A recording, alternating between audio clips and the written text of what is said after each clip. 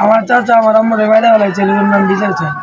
যে লোক মারছে রাকিব ওর দেবর, আপন দেবর, ছোট দেবর। আসসালামু আলাইকুম। আজকে আমি আছি নালি। এখানে একটি খুবই মর্মান্তিক একটি ঘটনা ঘটে গেছে। এখানে একটা মহিলাকে নৃশংসভাবে জবাই করে এখানে মেরে ফেলা হয়েছে।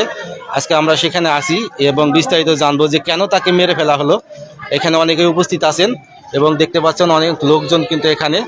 আমি এখন আছি নালি বাজারের ঠিক একটু সামনে, এই নয়ারচরের ভাঙ্গার একটু আগে। এই যে এখানে অনেক নালিবাসী আছেন এবং এখানে অনেক লোকজনও আছেন। ওই যে ভিড় দেখতে পাচ্ছেন, ওইখানে মূলত একটা মানুষকে খুন করে ফেলা হয়েছে, একটা মহিলাকে। আমরা সেখানে যাব। আমার চাচা আমার আম্মুরে বাইরে বেলায় ছেলে নাম বিচার চাই।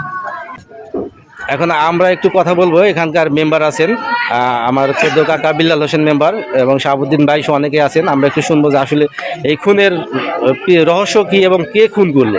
আসসালামু আলাইকুম, আমি মোহাম্মদ বিল্লাল হোসেন। তো আমি দোকানে ছিলাম নালিবাজারে। তো দোকানে থেকে জানতে পারলাম, আমার একজন ফোন করলো এখান থেকে যে ছালামের বউরে ওর দেবর, নাম হলো রাকিব। রাকিব মাইরা গলায় চাকু বাজাইছে, তাড়াতাড়ি আসো। তো আমরা দোকান থেকে দোকান বন্ধ করে গাড়ি নিয়ে এইদিকে আসলাম।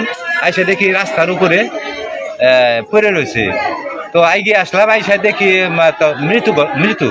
আইসা আমরা আর এই জীবিত পাই নাই, মৃত্যু পাইছি। তখন ওই যে লোক মারছে রাকিব ওর দেবর, আপন দেবর, ছোট দেবর, উনি কইলে উঠো, উঠো এইদিকে পশ্চিম দিকে চলে গেছে চকের ভিতর দিয়ে। তো তখন আমি থানায় ওসি স্যারে ফোন দিলাম, দারোগারে ফোন দিলাম যে এই ঘটনা ঘটে গেছে এ আমার এলাকায়। তখন কইলো নাম কি? তো আমি বললাম যে মারছে তার নাম রাকিব, আর যে মারা গেছে ওনার ভাবি উনি হলো শুভা, মহিলাদের নাম শুভা। তো তারপরে প্রশাসন কাছাকাছি এসে গেছে, হয়তো কয়েক মিনিটের মধ্যে আমাদের এখানে আসবে। এখন বাদ বাকি তো প্রশাসন বুঝবে।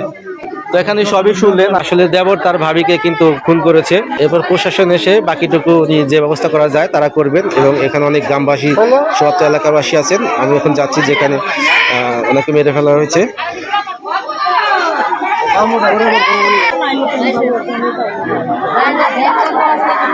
ছেলে বড় ছেলে